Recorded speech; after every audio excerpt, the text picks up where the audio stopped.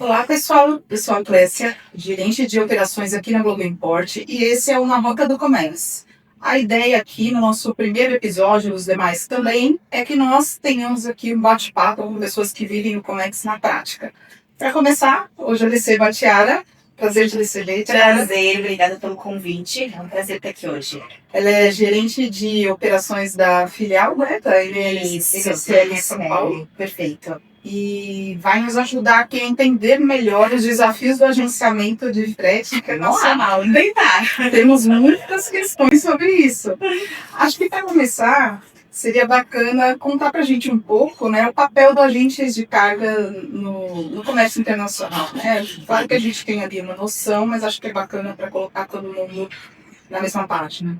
Vamos lá. O agente de carga ele tem o papel de intermediar a operação entre o importador e o exportador, em uma companhia aérea, uma companhia marítima, uma transportadora.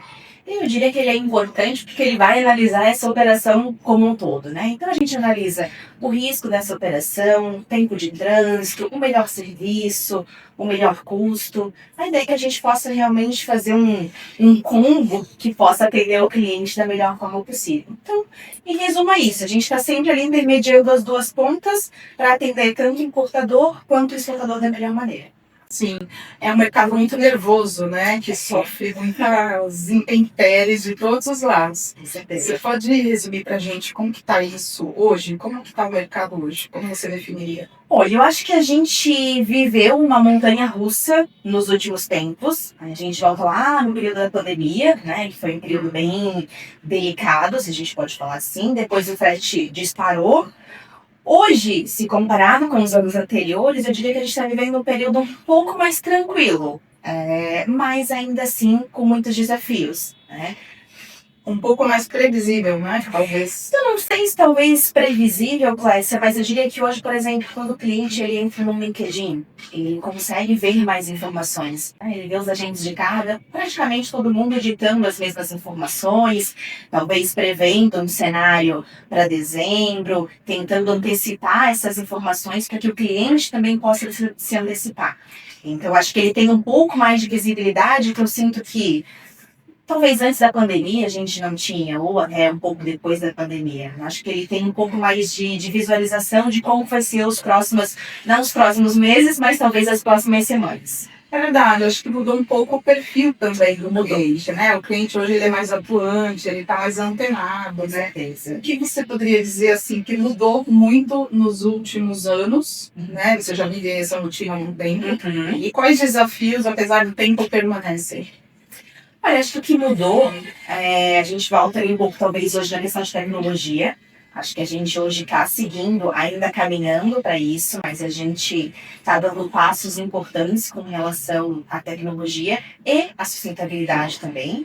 Foi algo que os armadores foram obrigados a olhar para isso, até pensando ali também na questão da meta de reduzir 30% a emissão de gás carbônico até 2030, então se tem uma atenção maior com isso. E eu acho que em questão de desafio, a volatilidade do frete ainda é um desafio, apesar de a gente estar vivendo um cenário um pouco mais tranquilo, mas o cliente conseguir fazer uma estimativa e embarcar no mesmo preço é muito difícil. Então, se a gente voltar alguns meses atrás, quem fechou uma estimativa de custo em abril e precisou embarcar essa carga no final de maio, começo de junho, estava um frete muito mais alto, que a gente não estava prevendo, né? O frete foi aumentando semana a semana. Então, essa volatilidade ainda segue sendo um grande problema. Os projetos não acompanham essa velocidade, né? Não acompanham. E a gente não tem como saber, né? Quando o cliente cota, é uma estimativa, realmente. Mas quando essa operação vai se concretizar, às vezes o cenário é outro. E aí eu acho que também a questão do geopolítico, né? Conflitos, guerras, tensões, isso acaba impactando diretamente na nossa operação como um todo, não falando só de NSL, né? Mas falando a nível global. Isso ainda é um desafio, né? A gente tem aí Mar Vermelho, rota que foi desviada para o Cabo da Boa Esperança, Canal de Suez, guerras acontecendo, então isso ainda acaba sendo um grande desafio. Impacta muito na operação diária, né? Muito. E o que você diria que são os custos recorrentes, custos invisíveis, né? Porque muitas vezes a gente faz uma cotação, recebe ali o menor preço e que legal, vamos nessa. Mas quais são os pontos que são importantes dar uma olhada, que pode gerar custos e que à primeira vista isso não é tão claro? Existem vários, mas se for talvez pensar rapidamente em três, eu te diria que talvez o Incoterm, o cliente ele não ter conhecimento daquele Incoterm, ou ele não fazer uma análise de quais são as responsabilidades e os deveres dele. Então, por exemplo, um embarque dos Estados Unidos, que a gente tem uma ferrovia ali muito ampla, né, a nível dos Estados Unidos. Essa carga saiu do exportador e vai ser entregue na rampa. Chegou na rampa, expirou o deadline, ou a rampa está congestionada e ele não consegue entregar esse equipamento. Quem que vai assumir esse custo agora? Né? E isso está muito atrelado com o Incoterm que foi negociado. E às vezes o cliente ele não consegue visualizar que essa responsabilidade é dele, ou até repassar isso para o exportador. Né? Talvez um outro ponto, e que eu acho que talvez seja o mais recorrente, são as informações na hora de cotar a carga. Quem é meu cliente sabe, eu sempre compartilho, manda todas as informações que vocês têm. Toda a gente de informações, porque isso é importante. Então, a gente tem ali carga que é carga IMO, mas foi cotado como carga geral, adicional de IMO. Carga que está no empilhável, foi cotado como empilhável, adicional depois. Carga que é muito pesada, tem o custo de over. Então, são custos que, para o cliente, eles são invisíveis, mas que quando a gente tem ali as informações completas, a gente consegue evitar. Claro, tem custos que fogem do controle, a gente está falando, né? Quando envolve, às vezes, um frete rodoviário, dependendo da origem. A gente tem condições climáticas hoje também que influenciam nisso. Mas eu acho que os erros mais comuns, tanto no marítimo quanto no aéreo, acaba sendo a questão das informações. É verdade, essa questão do Incoterm é bem séria, né? A gente tem uma crise nos Estados Unidos de greve de caminhoneiro. Exatamente. Então, é o tipo de coisa que às vezes não está no radar e vai distorcer seu custo lá na frente, né? Com certeza. E a gente tem vários pontos, né? Vocês fazem uma cotação com a gente, a gente vai lá, consulta o nosso agente, volta com vocês vão voltar com o cliente para aprovação. Depois vai ser mandado uma instrução. A gente vai checar como é que está a carga. Então, entre a cotação ser feita e o embarque se concretizar, tem um tempo. E aí, durante esse tempo, né, como tu comentou, muita coisa pode acabar acontecendo e acabar influenciando esses custos. É verdade. E que inovações tecnológicas assim você poderia citar que podem transformar as relações, né, nesse mercado? Porque a gente está em uma era de IA, e muito se especula, né, de como colocar isso no dia a dia. Então é bacana saber o que está sendo pensado, o que está sendo implementado nesse sentido. Acho que não tem como falar de tecnologia e não falar de IA, né? A gente vê um movimento muito forte nesses últimos anos, acho que esse ano principalmente. E aí eu diria que o agente de carga aí também está investindo muito nisso. A gente consegue hoje ter plataformas online, consegue fazer uma rotação instantânea, consegue acompanhar a tua carga em tempo real, com os trackings automáticos, portal do cliente. E eu acho que esse movimento também é entre armador e agente de carga. A gente também sente essa facilidade, essa melhoria em tecnologia com o armador. Vocês percebem? Era uma queixa muito recorrente, né? De todos os agentes de carga, de que eu também não fui informado pelo armador. Tem uma tendência disso melhorar? Acho que sim, Clécia. Se a gente vê, eu acho que a gente ainda está dando passos para que isso aconteça. Acho que a gente tem muito o que melhorar. Mas, por exemplo, hoje a gente já consegue fazer uma cotação instantânea também com o armador, né? Eu consigo ir lá checar uma rota e eu consigo ver como é que está o espaço desse navio. Então, eu consigo fazer um booking nesse momento e receber essa confirmação de booking minutos depois. Uma coisa que há um tempo atrás a gente não tinha essa visualização. A gente ficava refém 100% de um contato com o armador. Então, eu acho que ainda tem muito que melhorar, com certeza. Mas eu acho que a gente está caminhando para que isso vá acontecendo gradativamente. Que legal. E tem, assim, eu imagino que você tem uns casos para compartilhar conosco, né? De situações curiosas, inesperadas, enfim.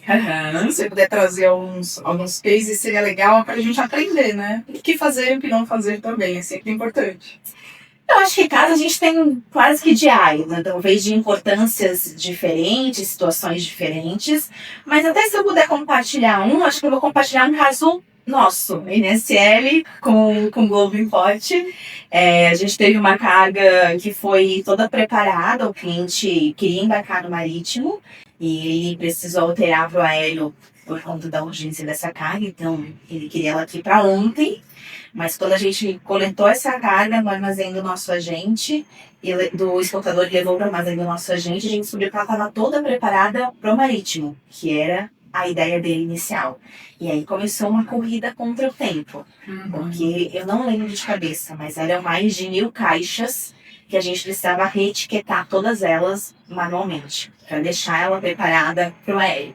Então a gente já tinha um booking ali em mãos para embarcar essa carga, a gente teve que postergar isso, fazer todo esse trabalho manual lá na origem e ainda assim alinhar a expectativa com o cliente, porque é difícil, né?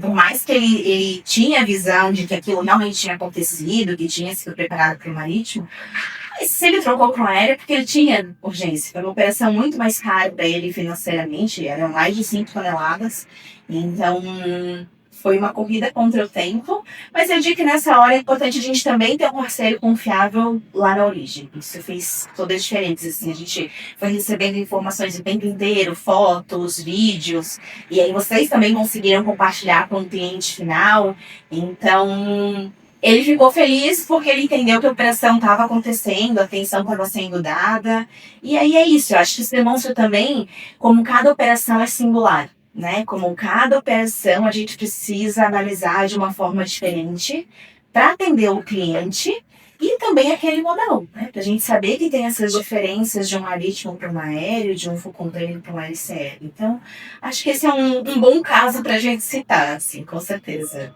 É verdade, tudo impacta, né? A localização da coleta, o empilhamento, qualquer detalhe que por vezes pode não parecer relevante, na hora do embarque pode, né, ter ali um problema. Então, você ter muito radar e contar com parceiros confiáveis faz toda a diferença. Com certeza, né?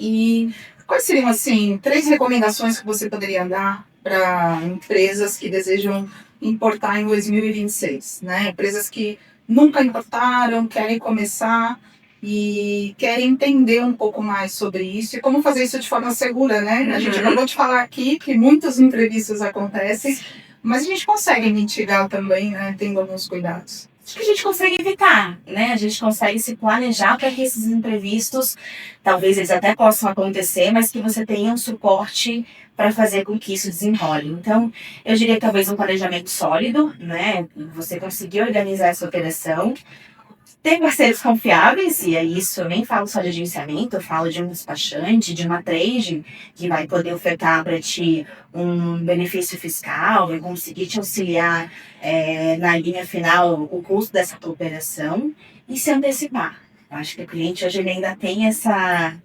ânsia de querer tudo para ontem, né? Então, eu demorei para confirmar o meu pedido, eu sei que a carga vai demorar para ficar pronta, mas eu quero trazer ela no marítimo, no menor custo, no serviço direto, em 30 dias. Não vai acontecer, né? A gente sabe que os imprevistos acontecem e ainda que eles não acontecessem, que fosse tudo, rodasse tudo direitinho, a gente tem um processo, né? Eu falo do agenciamento, eu sei que vocês também, atuando ali também com o cliente, também tem os processos de vocês. E aí, quando a gente chega aqui no Brasil, a gente tem mapa, a gente tem receita, a gente tem vários elos que podem acontecer. Outros mares para desbravar, né? Literalmente. Com certeza. E eu acho que aí nessa expectativa, né? A gente é sempre muito transparente com o cliente, quando às vezes ele tem um prazo, ele tem uma feira, ele tem um evento, né? Então, cara, marítimo eu não vou conseguir. A opção é seguir isso no aéreo, óbvio. É um custo muito maior, mas a gente preza pela transparência, porque eu sempre brinco que o acordado nunca se acaba. Né? Então, imagina isso. Verdade. E como aposta pessoal, como vocês veem assim o futuro do mercado de fretes? para o próximo ano, por exemplo? O que vocês esperam aí de mudanças, tendências? Acho que a gente vai seguir nessa pegada forte de IA. Acho que a sustentabilidade vai vir também cada vez mais forte, cada vez mais urgente o armador fazer ações, já está fazendo, né? Mas que isso tenha cada vez mais atenção. Mas falando de frete em si, que é o que interessa, né? Onde pega, o cliente quer saber, eu acho que a gente vai seguir com um ano volátil. A gente tem eleição ano que vem também, que já acaba causando, né, um pouco de incertezas. Logo no começo do ano a gente já tem o feriado do Ano Novo Chinês. E eu digo que hoje o armador ele também aprendeu a jogar o jogo. Então, quando o frete está caindo muito, eles vão lá e planejam as omissões que a gente vê, os MAC6, que é justamente para forçar esse aumento de novo do frete. Claro que é muito atrelado com a demanda também, a demanda precisa corresponder, mas assim, a gente vê hoje que eles conseguem, não vou dizer que moldar, mas conseguem forçar para que talvez o cenário mude novamente. Então, acho que a gente vai ter esses períodos um pouco mais turbulentos, principalmente se a gente for falar de China, né? Em feriados, que a gente já sabe que acaba correndo naturalmente. Falando de Europa e de Estados Unidos, acho que a gente vive períodos um pouco mais previsíveis, né? Exatamente. Agora, recente, a gente está tendo ali algumas questões na Europa por questões de greves e etc. Isso tem impactado bastante o serviço, com atrasos, omissões, mas ainda é bem mais pontual do que se a gente for falar de Ásia, né? Então, eu prevejo um 2026 ainda com essas volatilidades do frete, a gente ali, às vezes, numa semana com frete X, daqui a pouco vem um aumento seguido por semana a semana. E a gente tem a eleição também, que eu acho que acaba impactando um pouco, né, em questão não só internamente, mas dólar e tudo mais. Então, acho que a gente vai continuar tendo um 2026 desafiador. Mas acho que na linha final sempre dá certo, né? A gente consegue. A conta fecha. A conta fecha, exatamente. Legal. Tiago, a gente abriu para perguntas dos nossos colaboradores. Então agora eu vou Vamos lá. colocar as perguntas da galera aqui. A galera tá na prática no dia a dia. É isso aí. Vamos lá. Quem tá ali na linha de frente. O Marcelo pergunta: com o avanço da tecnologia, como nos dias de hoje alguns armadores ainda pedem para apresentar o conhecimento de embarque original? Né? Ir lá no balcão, liberar na agência, toda aquela burocracia. Algumas coisas a gente acha que deixou de fazer sentido, né? Mas nem sempre a tecnologia acompanha as legislações também, né? A gente passa um pouco por isso ali com os documentos originais de importação também. Mas me conta, temos novidades por aí? O armador, depois, isso a gente volta sempre no assunto pandemia, mas porque eu acho que foi um divisor de águas, né? Depois da pandemia, a gente consegue hoje fazer a liberação com o original colorido. Então, eu consigo, falando de agenciamento de carga, né, do transporte marítimo, eu consigo fazer essa liberação só com um digital, PDF, né, que o cliente compartilha com a gente colorido. Então, do house mesmo. Do house mesmo, né, certamente, perfeitamente. Eu consigo seguir com essa liberação. Aí, claro, talvez em algum outro ponto dessa cadeia, pode ser que o original ainda seja importante para o cliente, né? A gente vê, por exemplo, que tem clientes que eles também não utilizam o documento, né? Eles não... toda a liberação deles, independente da conta, acontece com o digital, mas por uma questão interna, eles precisam do físico. Então vai variar muito ali de cliente para cliente. Mas falando dos armadores do agente de carga, hoje a gente consegue seguir com essa liberação com o digital colorido. Tá um pouco mais flexível. Tá um pouco mais flexível. Acho que tu comentou, né? Deu certo. A gente passou ali por uma adaptação e funcionou. Muitas coisas foram testadas, né? E que bom que temos evolução, né? Com certeza. Agora a pergunta do Danilo. Vamos lá. Qual a principal diferença entre os diversos agentes de cargas? Quais os principais custos e taxas que podem ser negociados entre o cliente e o agente, né? Porque, assim, o frete é uma commodity, né? Nós temos ali os grandes armadores envolvidos na comercialização e temos os agentes de carga. Então, a pergunta é saber exatamente onde vocês têm aí algum tipo de manobra para oferecer diferencial. Sobre os agentes de carga, é o que eu digo, né? A gente opera com os mesmos serviços. Eu acho que o que vai diferenciar é a nossa negociação com esse armador. Então, isso vale tanto para a exportação, a negociação que eu tenho aqui na origem, quanto os agentes que eu utilizo lá fora numa importação. Então, isso acaba diferenciando. Por isso que às vezes a gente vê, né? Mas fulano de tal me ofertou um frete X e o teu está muito mais baixo. Isso pode ser uma negociação do agente para aquela carga específica. Hoje é muito comum, a gente vê negociação de têxtil, negociação de solar, negociação de pneus, vídeos. Exatamente, as famosas NACs que a gente chama, né, que são as negociações para tipos de cargas específicas. Com relação a gente aqui no destino, que são as taxas de destino que vocês recebem na cotação, cada armador tem a sua taxa de destino, né? Isso é separado, então por isso que às vezes o cliente fala, eu recebi a cotação da agente Y e o custo THC é X e do Y é Z. É justamente por isso, porque nem sempre a gente está ofertando o mesmo serviço. A gente tem ali, hoje, muitos armadores que a gente fala de China, né? A gente opera praticamente com todos, então esses custos fazem a diferença. O que o cliente hoje ainda pede muito é negociação de taxa de câmbio, né? Que é a famosa tax. Isso é uma negociação que o cliente... Spread, né? Exatamente. Ele está olhando com mais atenção para isso. E aí a gente, previamente, quando acordado, a gente consegue negociar isso caso a caso. Então, acho que em termos de valores, vai depender muito da negociação do agente, tanto aqui quanto na origem, junto ao armador. Agora a pergunta do Davi. Ele quer saber o que é mais importante para fidelizar um cliente: oferecer um custo mais baixo ou um free time maior? Boa pergunta. Eu te diria que não é nem o custo, nem o free time. Eu diria que é o serviço. A gente vê que o cliente hoje, ele ainda... A gente vai voltar muito ao que a gente comentou agora, né? Em questão de valores e de serviço, a gente está meio que no mesmo combo. Às vezes um fica um pouquinho mais alto ali, o outro aqui, mas em termos de negociação, a gente também vai ter ali um free time, um padrão no mercado. Eu vou conseguir ofertar o que meu concorrente também oferta. Às vezes um valor um pouco mais alto, mas eu tenho esse nível de frete também, né? Mas o serviço eu acho que ainda pega muito. Eu acho que os imprevistos, eles vão acontecer, né? A gente falou de N fatores que acabam influenciando o cliente. Então, eu acho que o problema, assim, o problema ele vai acontecer. A gente gostaria que não, mas ele vai. Mas é como eu vou tratar esse problema. Então, a gente sente que o cliente, eu acredito para vocês também, né? Quanto mais isso dá um suporte, quanto mais está transparente com o cliente, quanto mais informações tu entrega, mais ele se fideliza, mas ele vai criando uma confiança. Porque a gente carga, não sei dizer quantos que tem hoje, né? Mas é uma gama muito grande. Então, a gente tem que se apegar nesses pontos que o cliente precisa para fidelizar ele, porque senão amanhã ele vai sair daqui e ele vai para o vizinho que tem o mesmo serviço, que tem as mesmas condições. Então, até falando de NSL, eu sinto muito isso hoje. A NSL vai fazer 15 anos, a gente tem clientes há 15 anos. Então, com a gente desde o começo. Isso é muito serviço, suporte que você dá, como você resolve os problemas que vão acontecer. Então, o frete é importante, o free time é importante, porque também pode evitar que o cliente pague a famosa demold, né? Demold do cliente aqui no destino. Mas eu acho que tu ter esse suporte de atendimento, ele conta muito mais hoje em dia.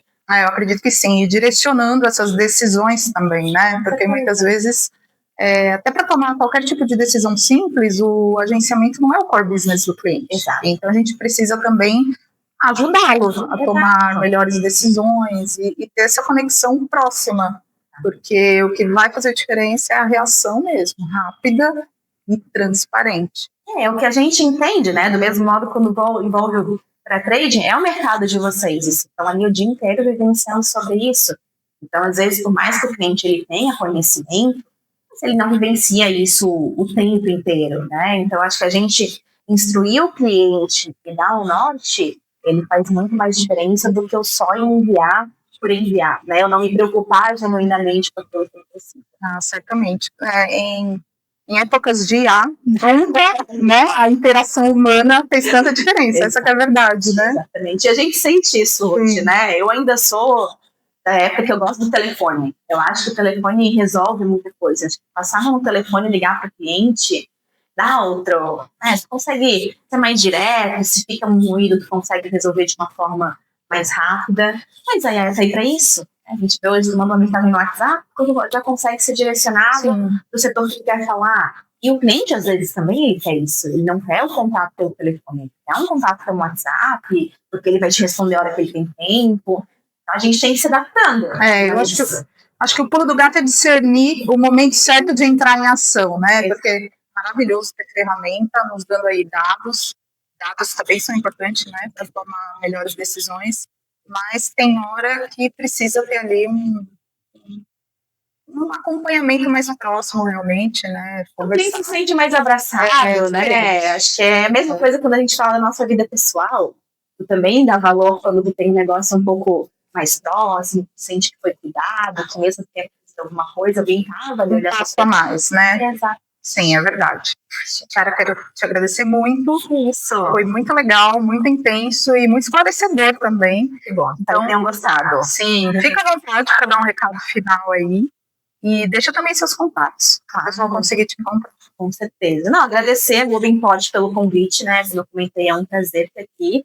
Sempre gosto de falar sobre essa vivência que a gente tem, e eu acho que traz um pouquinho daquilo que a gente vive no dia a dia e que muitas vezes o cliente não consegue enxergar, né? Então, obrigada aí pelo convite. Sucesso agora, né, na Rota do Comex. Tenho certeza que vai ter muito assunto aí que vai agregar para vocês e para os clientes também. E, precisando de alguma coisa, eu sou responsável, né, pela filial aqui de São Paulo, então vou compartilhar depois meu e-mail também, meu telefone, precisando de qualquer dúvida, tendo qualquer assunto que seja tratado do agenciamento ou não, mas que a gente possa auxiliar, estou sempre à disposição. Vocês se inscrevam, por favor, curtam o episódio e em breve estaremos com outro convidado falando aí da linha de frente na Rota do Comércio. Obrigada!